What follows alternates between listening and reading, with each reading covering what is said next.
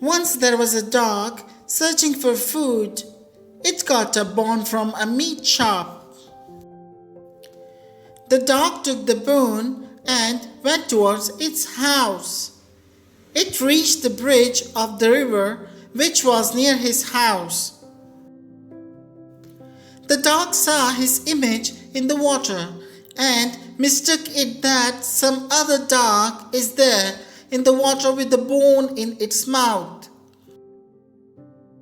The greedy dog made a plan to snatch away the bone from the other dog. It opened its mouth for snatching away the bone. Alas! The bone in its mouth fell down into the river.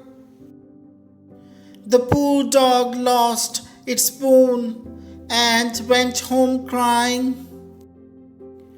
Moral of the story: don't be greedy. Greed will cause pain.